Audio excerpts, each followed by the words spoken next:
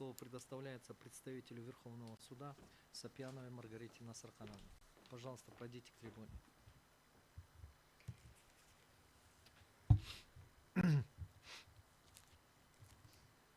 Верховный суд по ходатайствам, по заявленным ходатайствам письменные свои заключения вам предоставляла. Я кратко остановлюсь.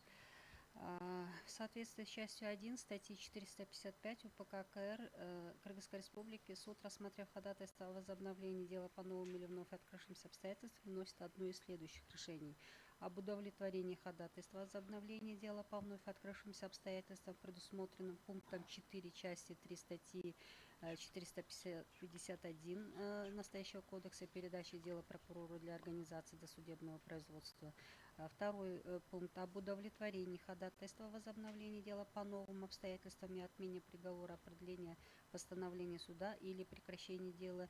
И третий: об отказе в удовлетворении ходатайства о возобновлении дела по новым или вновь открывшимся обстоятельствам.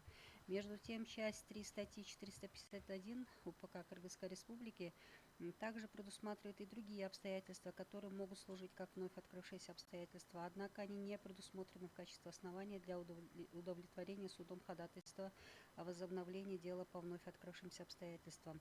Такое положение части 1 статьи 455 УПК КР приводит к ограничению прав каждого на пересмотр дела по вновь открывшимся обстоятельствам по основаниям, предусмотренным пунктами 1, 2 и 3 части 3 статьи 451 УПК Кыргызской Республики, а также в случае удовлетворения судом ходатайства о возобновлении дела по вновь открывшимся обстоятельствам, судебные акты, которые были пересмотрены по вновь открывшимся обстоятельствам, подлежат отмене.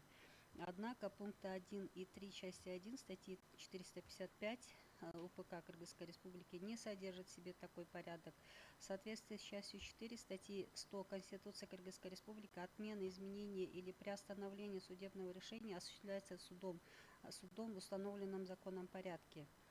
В пункте 2 части 1 статьи, кстати, это уже устранили, и в связи с этим мы бы согласились бы с доводами и заявляющей стороны, и тех фактов, которые действительно имеются в этой статье.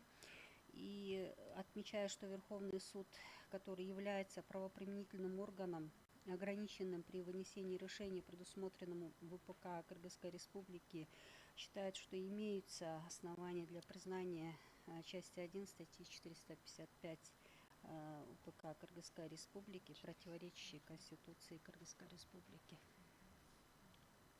У вас все, да?